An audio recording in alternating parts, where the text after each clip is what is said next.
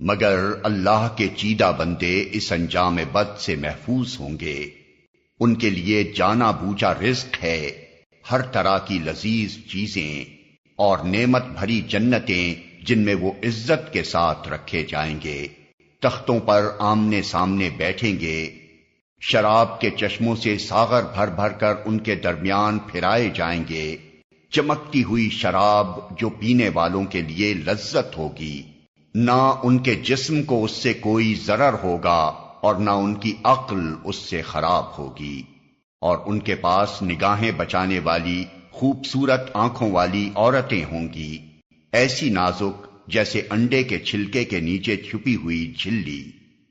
پھر وہ ایک دوسرے کی طرف متوجہ ہو کر حالات پوچھیں گے۔ ان میں سے ایک کہے گا، دنیا میں میرا ایک ہم نشین تھا جو مجھ سے کہا کرتا تھا، کیا تم بھی تصدیق کرنے والوں میں سے ہو؟ کیا واقعی جب ہم مر چکے ہوں گے اور مٹی ہو جائیں گے اور ہڈیوں کا پنجر بن کر رہ جائیں گے تو ہمیں جزا و سزا دی جائے گی؟ اب کیا آپ لوگ دیکھنا چاہتے ہیں کہ وہ صاحب اب کہاں ہیں؟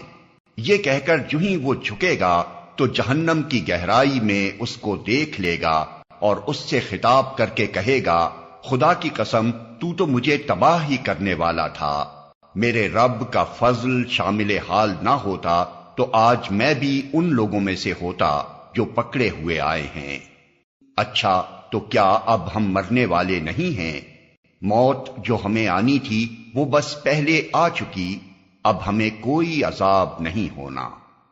یقیناً یہی عظیم الشان کامیابی ہے۔ ایسی ہی کامیابی کے لیے عمل کرنے والوں کو عمل کرنا چاہیے۔